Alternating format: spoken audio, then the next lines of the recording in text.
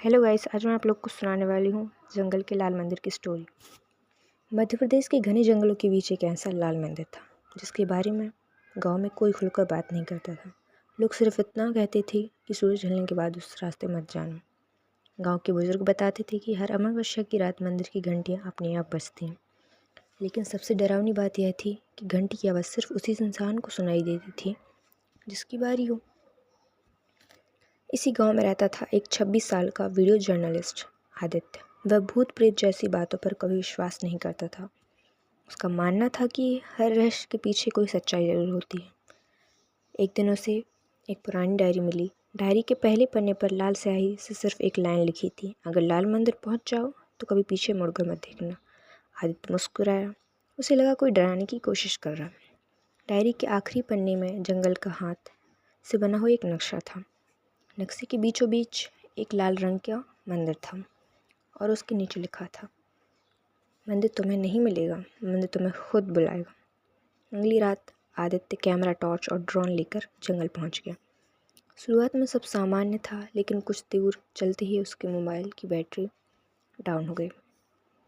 Battery 82% थी, फिर भी स्क्रीन काली हो गई। उसने कैमरा ऑन किया और रिकॉर्डिंग शुरू कर दी। कुछ मिनट बाद उसे दूर से घंटियों की आवाज़ सुनाई दी, टन टन टन।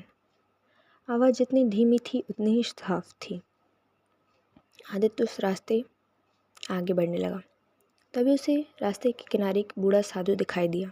साधु ने बिना उसकी तरफ देखे कहा, जिस आवाज़ का पीछा कर रहे हो वह तुम्हें वापस नहीं आने देगी। आदित्य ने पूछा, क्या आप लाल मंदिर की बात कर रहे हैं? साधु पहली बार उसकी तरफ मुड़ा। उसकी आंखें पूरी तरह सफ़ेद थीं। उसने धीरे से कहा, मंदिर में भूत नहीं रहते, वहाँ वे लोग रहते हैं जो कभी लौट कर नहीं आए। इतना कहकर साधु जंगल की तरफ चला गया और कुछ ही सेकंड में घनी कोहरे में गायब हो गया। आदित्य घबरा गया, लेकिन अब वह लौटना नहीं चाहता था। करीब 10 मिनट बाद उसे लाल रंग का वह विशाल मंदिर दिखाई दिया। मंदिर बिल्कुल वैसा ही था जैसा उसने डायरी के नक्शे में देखा था, लेकिन एक बात अजीब थी। मंदिर का मुख्य दरवाज़ा खुला हुआ था और दरवाजे के बाहर मिट्टी पर किसी के ताज़ा पैरों के निशान भी बने हुए थे। ऐसा लग रहा था कि कोई अभी अभी मंदिर के अंदर गया हो। आदित्य ने कैमरा उस तरफ घुमाया और जैसे ही वह पहला कदम मंदिर के अंदर रखने वाला था, उसे मंदिर के भीतर से किसी बच्चे की धीमी आवाज़ सुनाई दी, आदित्य, तुम बहुत देर से आए। आदित्य का चेहरा सफ़ेद पड़ गया। उसने यह नाम किसी को नहीं बताया था। फिर मंदिर के अंदर उसका नाम किसने लिया? चलिए देखते। आदित्य के पैरों तले जमीन खिसक गई। मंदिर के अंदर से किसी बच्चे ने उसका नाम लिया था, आदित्य, तुम बहुत देर से आए। उसने कांपते हाथों से टॉर्च जलाई और धीरे धीरे मंदिर के अंदर कदम रखा। अंदर का नज़ारा बेहद अजीब था। पूरा मंदिर लाल पत्थरों से बना था, लेकिन कहीं भी धूल नहीं थी। ऐसा लग रहा था जैसे कोई रोज़ इसकी सफाई करता हो। बीच में एक विशाल घंटी लटकी हुई थी। घंटी अपने आप हिल रही थी, लेकिन हवा बिल्कुल भी नहीं चल रही थी। आदित्य ने कैमरे की स्क्रीन देखी। मंदिर तो रिकॉर्ड हो रहा था, लेकिन घंटी कैमरे दिखाई ही नहीं दे रही थी। उसने कैमरे को नीचे किया। घंटी सामने थी। फिर स्क्रीन देखी, घंटी गायब। उसके शरीर में रोंगटे खड़े हो गए। तभी उसे मंदिर के पीछे की ओर किसी के चलने की आवाज़ सुनाई दी, ठक ठक ठक। वह आवाज़ का पीछा करते हुए पीछे पहुंचा। वहाँ एक लकड़ी का पुराना दरवाज़ा था जिस पर मोटी लोहे की जंजीरें बनी थी। दरवाजे पर लाल रंग से कुछ लिखा हुआ था, इसे मत खोलना वरना समय वापस नहीं लौटेगा। आदित्य ने जंजीर को छुआ ही था कि पीछे से किसी ने फुसफुसाकर कहा, उसे मत छूना। वह घबरा कर पलटा, लेकिन वहाँ कोई नहीं था। उसी समय उसकी टॉर्च अपने आप बंद हो गई। चारों तरफ घना अंधेरा छा गया। कुछ सेकंड बाद टॉर्च फिर जल उठी, लेकिन अब मंदिर वैसा नहीं था। दीवारों पर ताज़ा खून जैसे लाल हाथों के निशान बने हुए थे। घंटी पूरी ताकत से बज रही थी, लेकिन सबसे डरावनी बात अभी बाकी थी।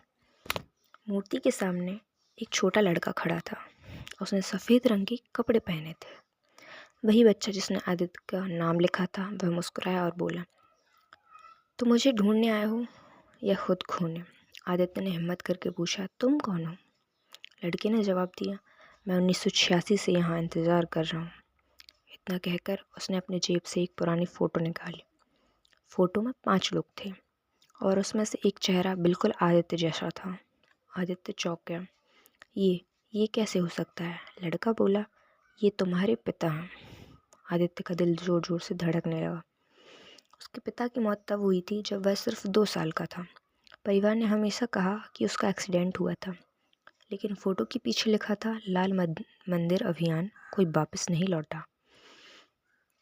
आदित्य अभी फ़ोटो देख ही रहा था कि अचानक पूरा मंदिर ज़ोर ज़ोर से काँपने लगा। जंजीरों वाला दरवाज़ा अपने आप खुल गया। अंदर से ठंडी हवा का झोंका आया और एक गहरी सुरंग दिखाई दी।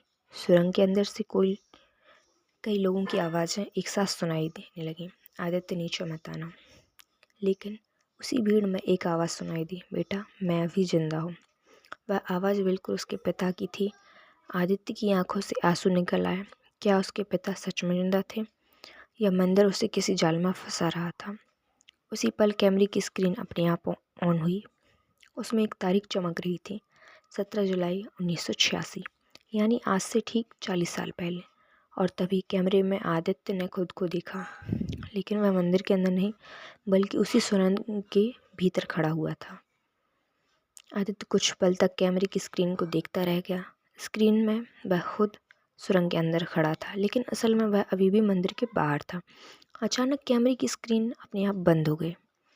सुरंग के अंदर से फिर वही आवाज़ आई, बेटा अगर तुम मुझे बचाना चाहते हो तो नीचे आ जाओ।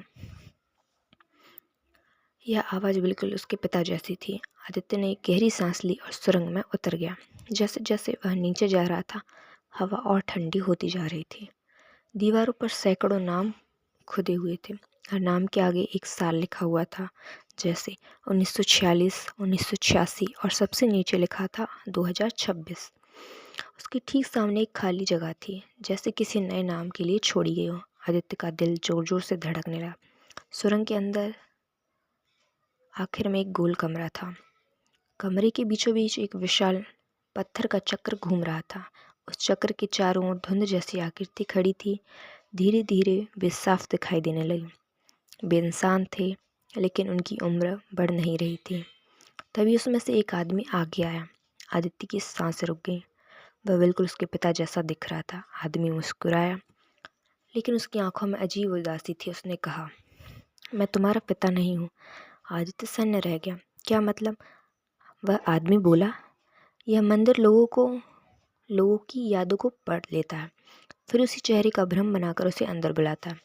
तुम्हारे पिता कभी यहाँ आए ही नहीं थे। आदित्य के पैरों तले जमीन खिसक गई। तो फिर बचपन से उसे जो कहानी बताई गई वह झूठ थी। उसी समय पूरा कमरा कांपने लगा। पत्थर का चक्र तेजी से घूमने लगा। सैकड़ों आवाज़ें एक साथ गूंज उठी। नया रक्षक चुन लिया गया। कमरे की दीवार पर लाल रोशनी से एक नाम उभरने लगा, आदित्य। उसे एहसास हो गया कि मंदिर उसे हमेशा के लिए यहीं रोकना चाहता। तभी उसे बूढ़े साधु की एक बात याद आई, मंदिर में जो सबसे कीमती चीज़ हो उसे वहीं छोड़ देना तो बाहर निकल पाओगे। आदित्य ने तुरंत अपना कैमरा देखा। उस कैमरे में सबसे उसके जीवन की हर यादें थीं। उसका पहला वीडियो, उसकी माँ, उसका पूरा कैरियर। वह समझ गया। उसने कैमरा उठाया और पूरे जोर से उस पत्थर के चक्कर पर दे मारा। धड़ाम। कैमरा टूटते ही पूरा मंदिर जोर से हिलने लगा। लाल रोशनी बुझ गई।